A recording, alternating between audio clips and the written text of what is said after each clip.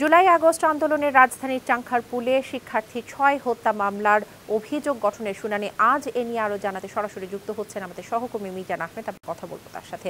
মিজান, চাংখারপুলে ৬ হত্যা মামলার অভিযোগ গঠনের শুনানি নিয়ে সর্বশেষ জানাবেন আমাদের। দিশা, যেমনটি আপনি দর্শকদের জানাচ্ছিলেন, আসলে আজকে কিন্তু এই রাষ্ট্রের খরচে আসামি পক্ষে যে আইনজীবী নিয়োগ পেয়েছেন মোহাম্মদ কুতুবুদ্দিন, আজকে কিন্তু তারই দিন।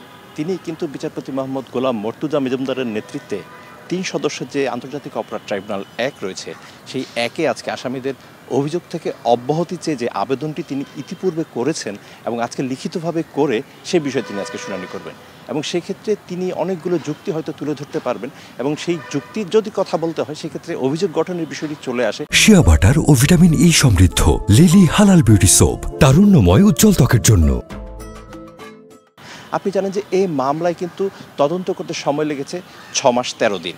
আর পুরো আনুষ্ঠানিক অভিযোগের পৃষ্ঠা সংখ্যা হচ্ছে ৯০ পৃষ্ঠা, যেখানে ১৯টি ভিডিও দেওয়া হয়েছে, 2টো অডিও কল রেকর্ড দেওয়া হয়েছে। সেই 2টো অডিও কল রেকর্ডের মধ্যে ছিল সাবেক ডিএমপি কমিশনার হাবিবুর রহমান সুদীপ চক্রবর্তী যে লেথাল উইপেনের ব্যবহারের জন্য তাদের সহকর্মীদের নির্দেশ দিয়েছেন, অধীনস্থদের নির্দেশ দিয়েছেন, সেই অডিও রেকর্ডটি কিন্তু জমা দেওয়া হয়েছে। এবং সেই বিষয়গুলো নিয়েই হয়তো কুতুবুদ্দিন তার যুক্তিগুলো তুলে ধরবেন। এবং এই মামলায় যেই ৭৯ জন সাক্ষীদের জবানবন্দি জমা দেওয়া হয়েছে তদন্ত সংস্থার পক্ষ থেকে, সে বিষয়ে হয়তো তিনি কথা বলবেন।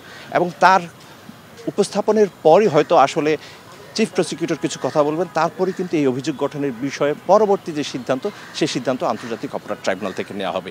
এরই মধ্যে কিন্তু আটক যেই ৪ জন আসামি, গ্রেফতার হওয়া ৪ জন আসামিকে কিন্তু আন্তর্জাতিক অপরাধ ট্রাইব্যুনালে হাজির করা হয়েছে, তোলা হয়েছে এজলাসে। এখনও বিচারিক কার্যক্রম শুরু হয়নি। বিচারিক কার্যক্রম শুরু হওয়ার পর পরবর্তী যে কোনো তথ্য আপনার মাধ্যমে দর্শককে জানিয়ে দেবো। ফিরে যাচ্ছি স্টুডিওতে দিশা আপনার কাছে।